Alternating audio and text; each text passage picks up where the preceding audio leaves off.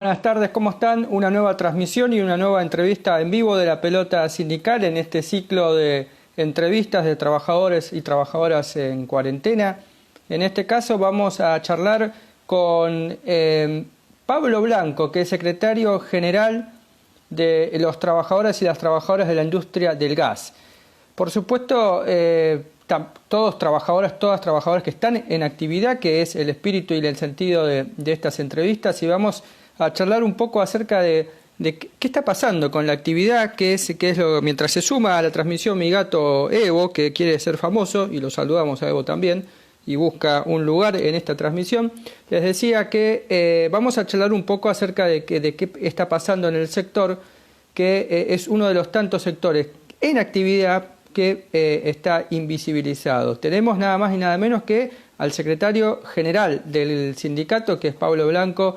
Ya, en un ratito, 16:30 empezamos la entrevista. Pero la pelota sindical es una pata de 4 mesas que está compuesta por Alejandro Moyano, Patricio Vivero, Ariel Tino y Elina Escudero. En este caso vamos a charlar, se agrega a esta transmisión Alejandro, vamos a charlar un poco de lo que nos ha dejado las entrevistas y la actividad gremial en todo este tiempo.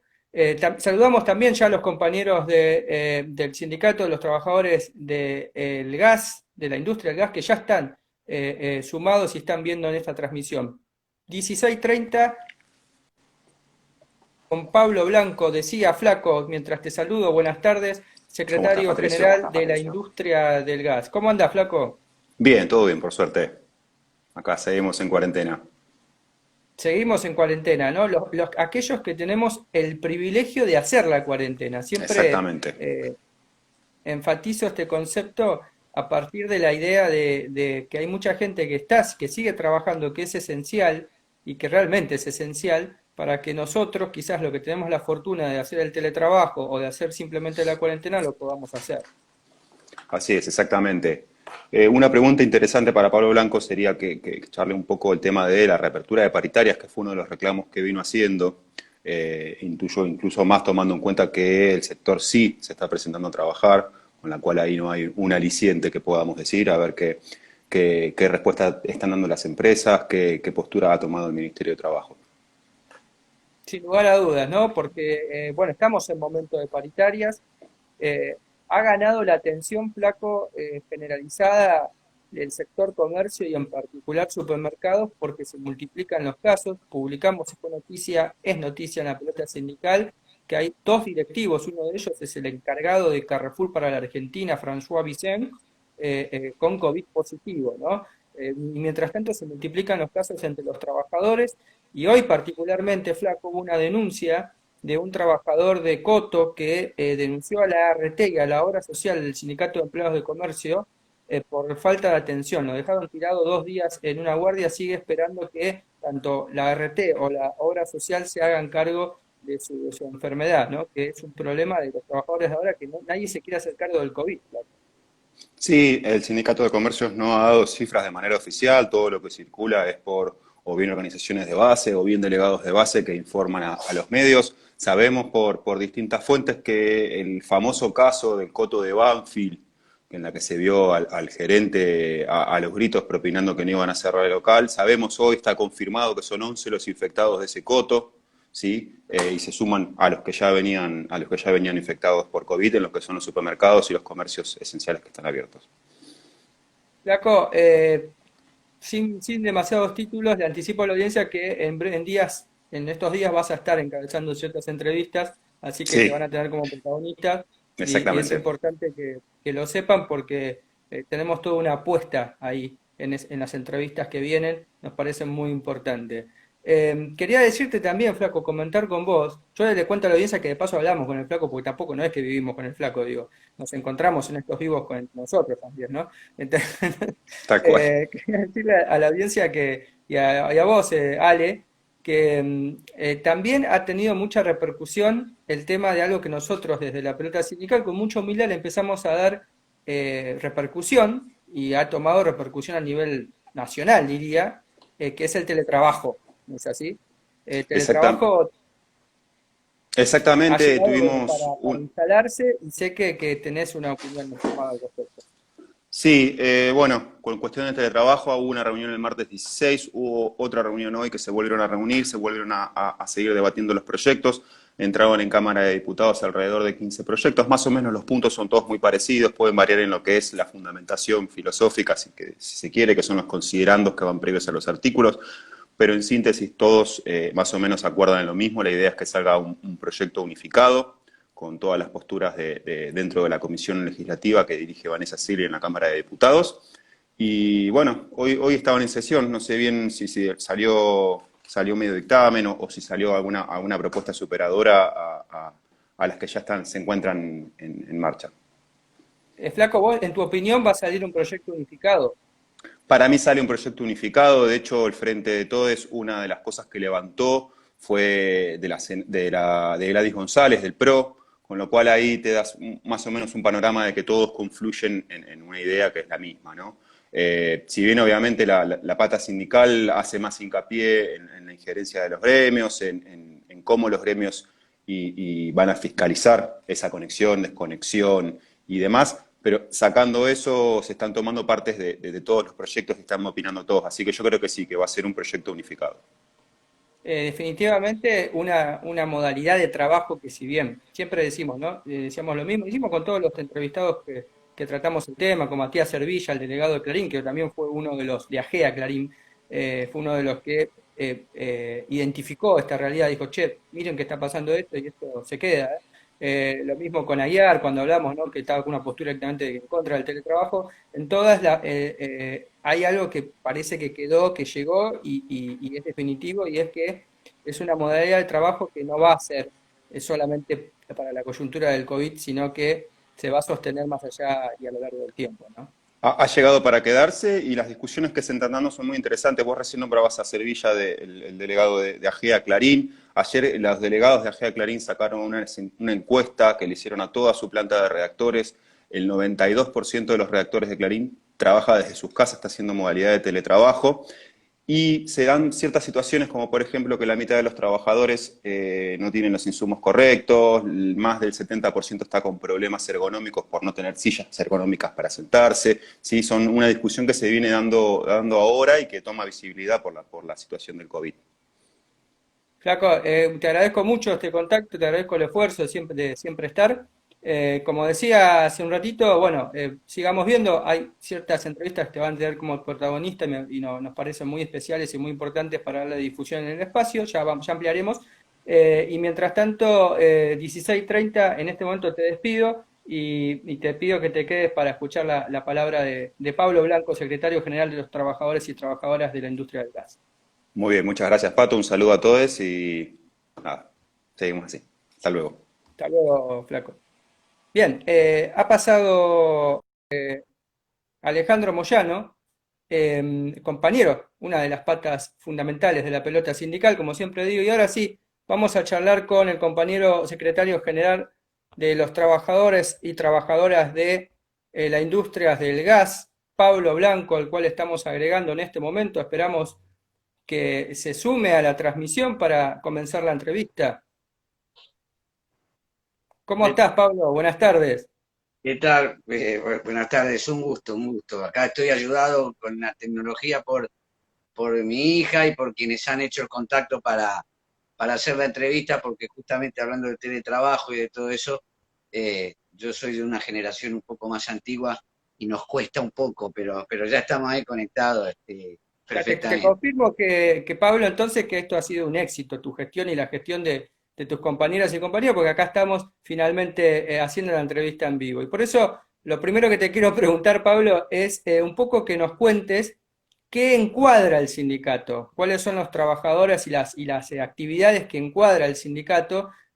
Digo, para dar un ejemplo, yo si pienso en un trabajador de una eléctrica, de una distribuidora de energía eléctrica, enseguida me viene a la cabeza Luz y Fuerza. Digo, bueno, está encuadrado ahí, después vemos, por ahí no, pero digo, en general me viene eso a la cabeza. Cuando hablamos del sindicato del cual vos sos secretario general, ¿qué trabajadores y qué actividades encuadra? Sí, y está buena, está bien la pregunta, porque a veces algunos confunden el sindicato de petróleo y gas privado con la actividad nuestra, que digamos. tiene que ver porque están vinculados a la energía, pero nuestro sindicato tiene una raíz, un origen en lo que era la vieja y querida gas del Estado. Entonces, nosotros representamos a los trabajadores, ex trabajadores de gas del Estado, actualmente trabajadores en las 8 distribuidoras y 2 transportadoras, eso es a nivel nacional, la Federación de Gas. Nosotros somos el sindicato regional de Capital y Gran Buenos Aires, que nuclea a los compañeros trabajadores que revisten sus funciones en Metrogas y en Gas Naturgy. Pero además, desde hace 6 años, comenzamos con la representación de los trabajadores que son de las empresas tercerizadas, o sea, que prestan servicio para Gas Naturgy o para Metrogas. Antes de haberlos incorporado a nuestro convenio colectivo, prestaban servicio para esas empresas, pero desde otros convenios, con otras representaciones que para nosotros no eran las genuinas, ¿no? Así que nosotros, ese es el universo de compañeros y compañeras que trabajan que son nuestros representados y que son nuestros afiliados. Pablo, ¿estamos hablando de un sindicato con personalidad jurídica o con simple inscripción? No, tenemos muchos años. Nuestro sindicato nace, digamos, porque pues, tenemos personalidad jurídica, firmamos un convenio colectivo de trabajo, tenemos obra social, que está, digamos, la obra social es nacional, y todos los sindicatos confluyen en nuestra obra social, que es hostil, los sindicatos de cada región. Nosotros nacemos como una organización gremial que surge como la necesidad de los trabajadores de gas del Estado, en el año 46, de tener un sindicato propio por las características de trabajo que teníamos. En aquel momento, antes de pasar a ser del sindicato de gas, eran representados de ATE, porque Gas del Estado era una empresa estatal. Y bueno, por supuesto se fue consiguiendo que tengamos esa representación concreta, porque era una actividad de la industria del gas, y con lo cual tenía que tener esa representación, ¿no? Pablo, ahora entrando un poco más en lo que es el presente, ¿no? La coyuntura. Sí. ¿Qué tareas están cumpliendo ustedes actualmente por las cuales se los considera esenciales, ¿no? Por las cuales siguen en actividad en medio de la cuarentena? Sí, bueno, primero todo lo que tiene que ver con el normal fluido del gas por las cañerías, y que pueda llegar a la casa de cada uno para calefaccionarse, para usarlo para comer, para tener agua caliente. Eso tenemos un trabajo fundamental en este sentido, porque tenemos, por ejemplo, en Metrogas y en Gas Naturgy, servicios de despacho de gas, que son los que van tomando el gas que viene de las transportadoras y lo va administrando según los niveles de demanda en cada una de las empresas. Y además, también la esenciabilidad tiene que ver con todo lo que hace a la cuestión de la seguridad, porque el gas, por supuesto, presenta situaciones, roturas de cañería, reparaciones, que tienen que ver con que entonces la interrupción del suministro o la reparación de un escape necesita una atención inmediata.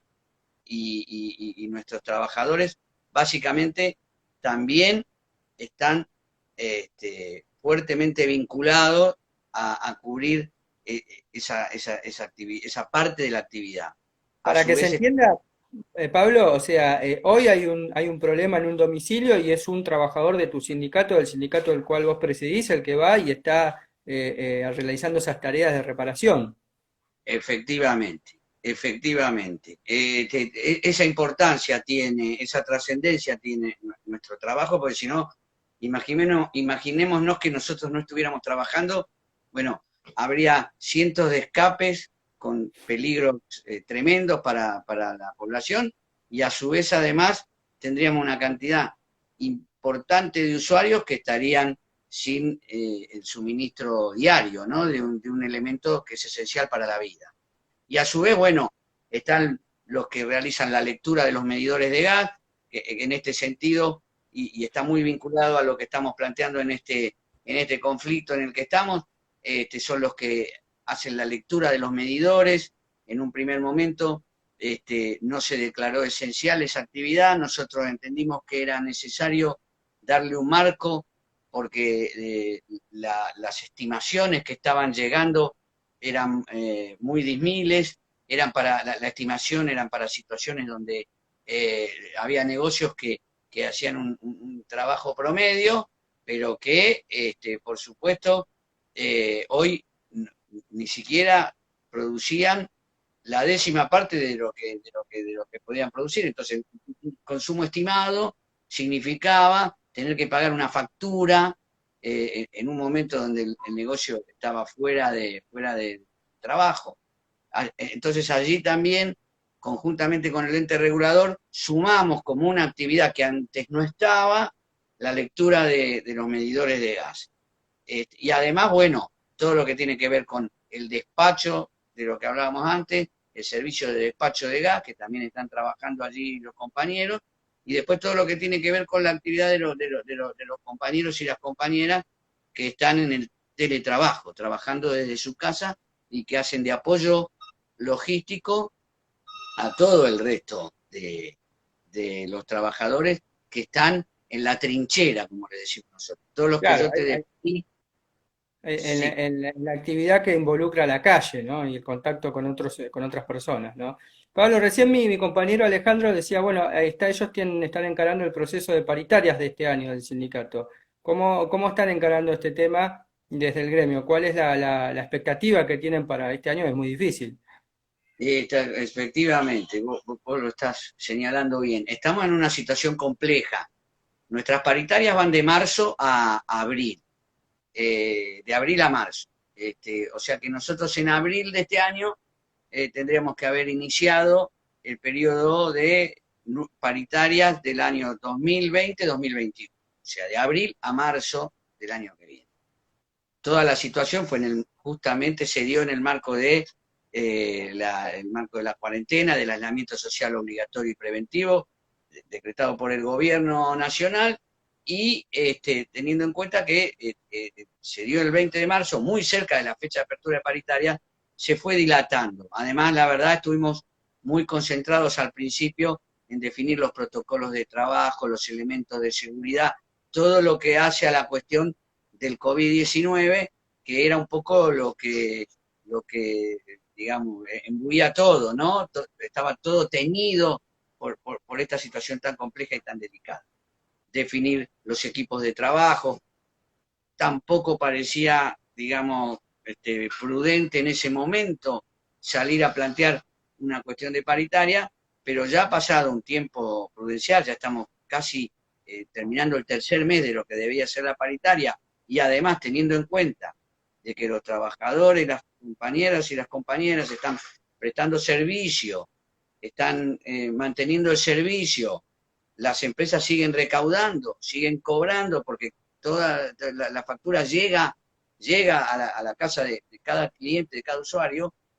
Nosotros entendemos que es necesario la concreción de algún elemento, ya sea a partir del porcentaje, de la inflación, o de algo que convengamos entre las empresas y el sindicato, signifique reconocer al trabajador de la industria del gas y del sindicato de gas, de Gas Naturgy y Metro y sus tercerizados, igual el pedido es también a nivel nacional, un reconocimiento para esta situación tan particular, y poder también acompañar en lo posible lo que ha significado el desfasaje inflacionario, ¿no?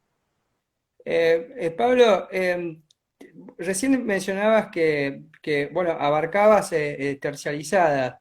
¿Ha tenido el sindicato una actividad de encuadramiento? ¿Ha tenido una política de encuadramiento? ¿Ha ido a buscar a esos trabajadores y esas trabajadoras que desde las prestadoras, las distribuidoras de gas, terminaban precarizados en empresas terciarizadas respecto de las centrales, ¿no?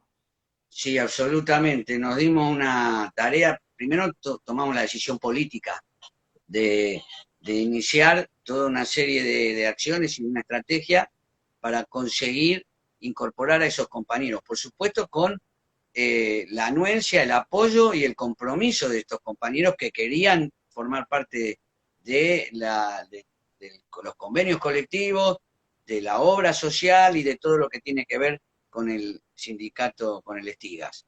Y nos dimos una tarea allí a partir de esa decisión. En algunos casos fue más sencillo, en otros casos hubo que pelear un poco más, pero los compañeros tuvieron un compromiso y una fuerza y un poder de decisión tan importante también los compañeros de las empresas tercerizadas que pudimos conseguir el objetivo de incorporar a todos a nuestro convenio colectivo y darles nuestra representación.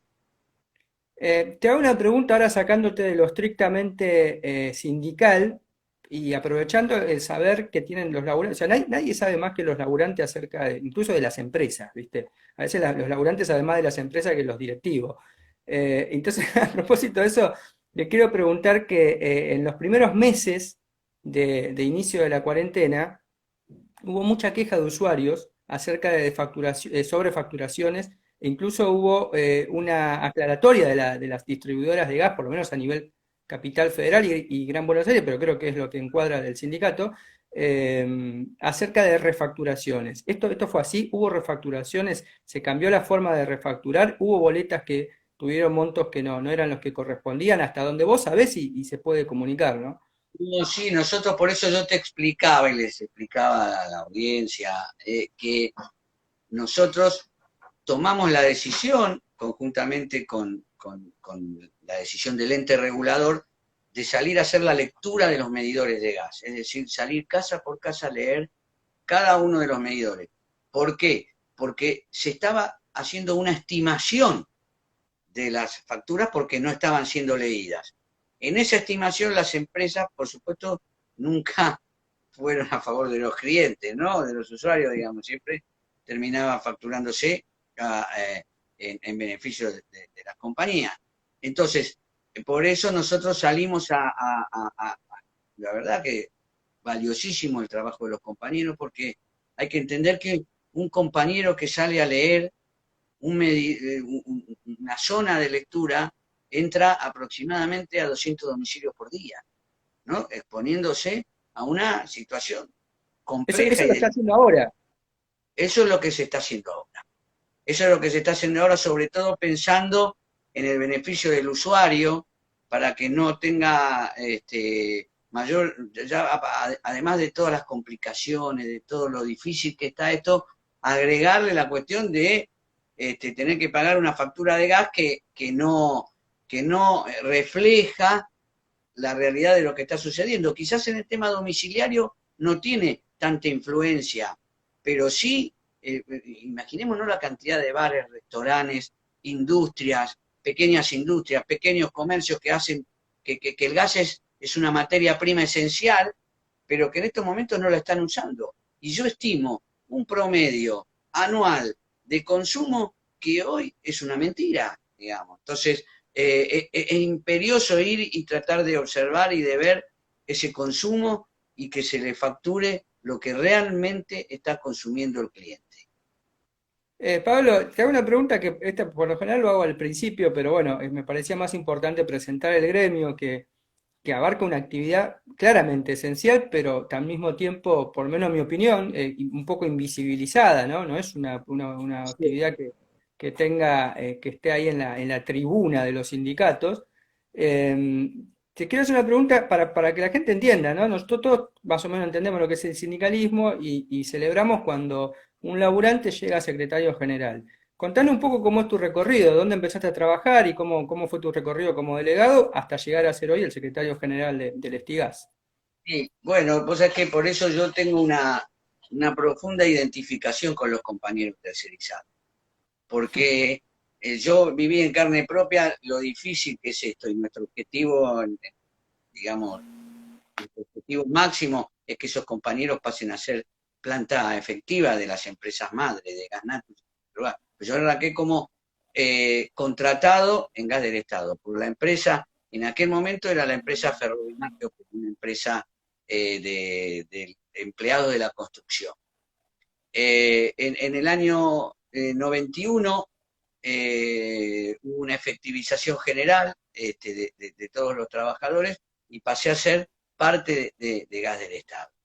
Yo no era delegado, yo tenía una experiencia militante, siempre estuve vinculado a la militancia política, siempre interpreté que uno debe ser protagonista, que debe participar para incidir sobre los cambios que se necesitan. Pero cuando llegué a Gas del Estado, la verdad, mi objetivo era un poco dedicarme a trabajar. Venía de algunas dificultades, no es que cuando uno pasa a la actividad gremial no trabaja, pero quería estar enfocado solamente ahí. Y bueno, cuando vinieron las privatizaciones nos quedamos sin comisiones internas, se fueron delegados y quedamos todos casi en un estado de acefalía total respecto de la representación de base, la del delegado, que es la primera, claro, que es la que está en la trinchera defendiendo a los compañeros y las compañeras. Y bueno, ahí empecé mi carrera como delegado. Después pasé a ser vocal suplente de la comisión directiva.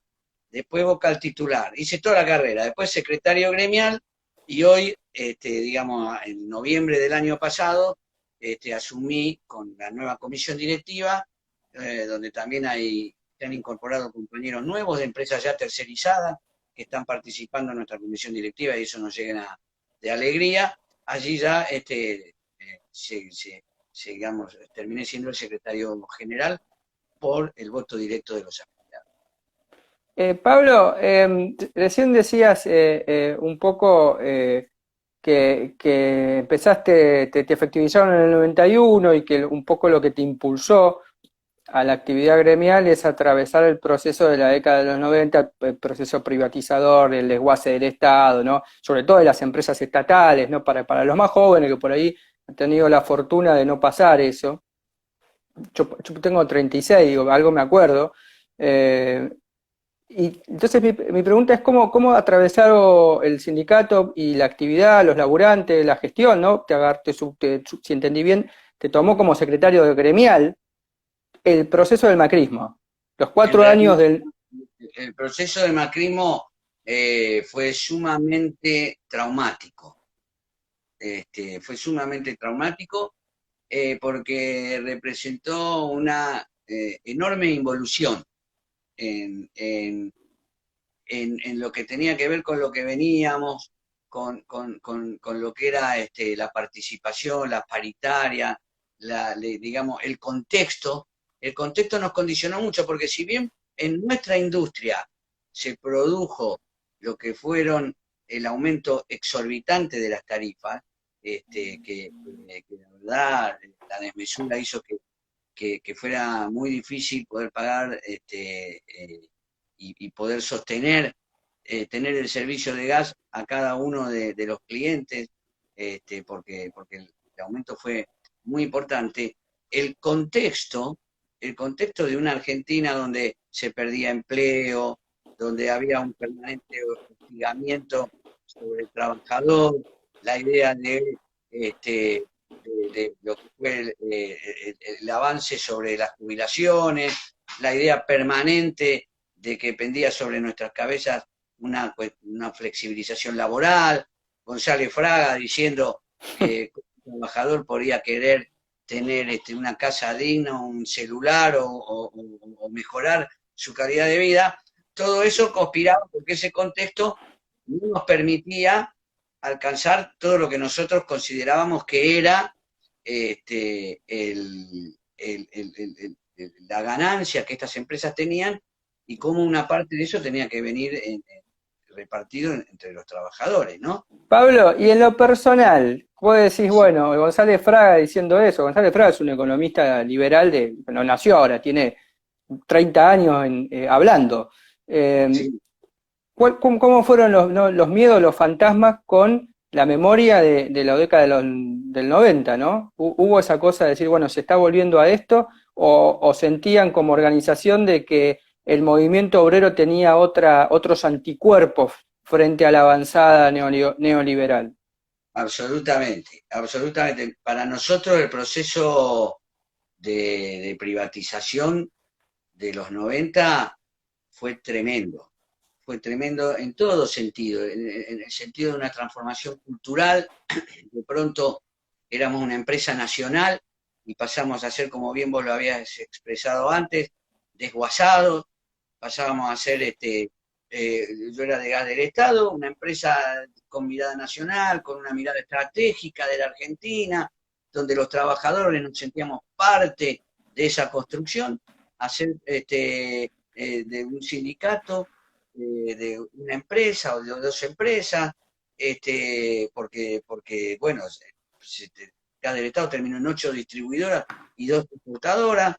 Ese fue un proceso muy, muy duro para todos nosotros, con, con porque además lo que fue tremendo fue en aquel momento la cuestión del cambio cultural, de la transformación cultural. Compañeros que Claro. pertenecían a un grupo de trabajadores en una empresa, se iban con el retiro voluntario a poner un parripollo o a poner un local de remis, y la verdad que ese fue un proceso complejísimo, muy duro y muy sensible para todos nosotros.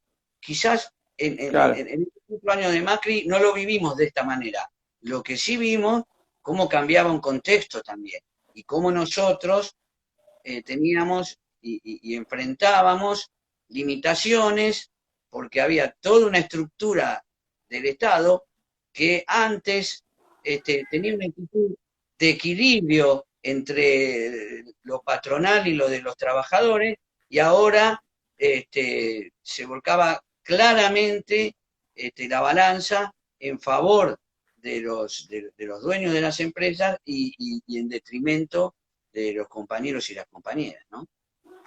Pablo, bueno, ha sido un gran resumen. Lo último que te quiero preguntar es acerca de cuáles son las perspectivas que tienen como sector, ya volviendo al Estigas y al coronavirus, una vez que esto pase, ¿no? Si cree que es posible una expansión de la actividad económica, si creen que esto va a ser muy duro desde el sector que representás, pero también como trabajador, ¿no? Que todo laburante tiene lectura económica, ¿no?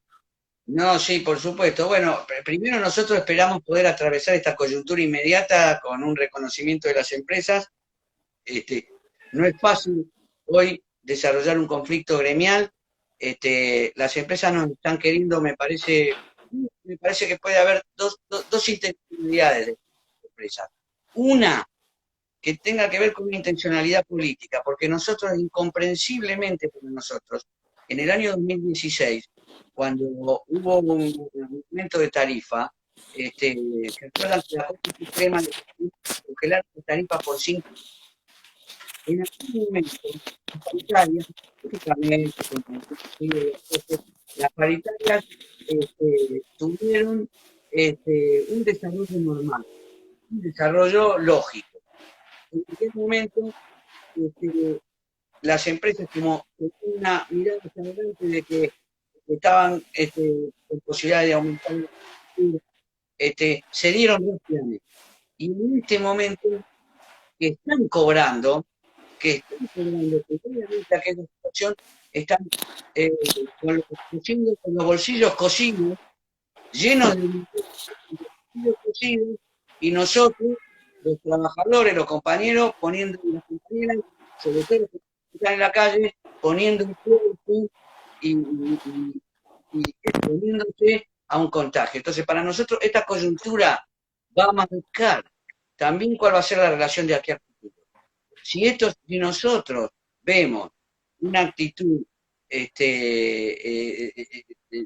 egoísta, una actitud de privilegiar solo lo económico y no reconocer el esfuerzo que estamos haciendo los trabajadores, esto va a marcar la relación de aquí en adelante con todas las empresas. Y también nosotros lo que avisamos es que en la industria de gas un servicio y una materia prima íntimamente vinculado al desarrollo y al crecimiento de un país independiente. Esto es verdad lo que nosotros esperamos. Y se está invirtiendo para que el gas llegue a todos esos lugares donde hoy todavía no está. Y que hoy vemos, lamentablemente pone sobre la mesa esta crisis, las dificultades de los sectores más carenciados, que no tienen gas natural y que tienen que tenerlo, y que es obligación de las empresas invertir para ello. Bien, Pablo, te agradecemos mucho este contacto, la verdad ha sido esclarecedor. Todos conocimos, yo te soy sincero, muchas cosas no las sabías y para eso hacemos este tipo de entrevistas, estos contactos con los protagonistas, con los trabajadores y con los trabajadores particularmente en este ciclo de entrevistas que están trabajando en cuarentena. Vamos seguramente a volver a hablar con vos porque has sido muy generoso, igual que tu equipo de trabajo. Te agradecemos de vuelta este contacto. No, a ver, los agradecidos somos nosotros que ustedes reparen y pongan en conocimiento público esta situación tan compleja y tan difícil. Y además nos gusta el nombre, porque la pelota representa lo popular, digamos, ¿no? El juego de la pelota está vinculado a lo popular y lo sindical, por supuesto que también es extremadamente popular. Así que gracias a usted. Te mando un abrazo, Pablo, adiós. Suerte. Bien, ha pasado Pablo Blanco, secretario general de los trabajadores y trabajadoras de la industria del gas, en una nueva entrevista en cuarentena de la pelota sindical. Como dijimos en la previa, seguimos diciéndolo ahora, vamos a seguir con este ciclo, con los protagonistas, con las protagonistas que están trabajando mientras atravesamos la coyuntura del COVID-19. Chao.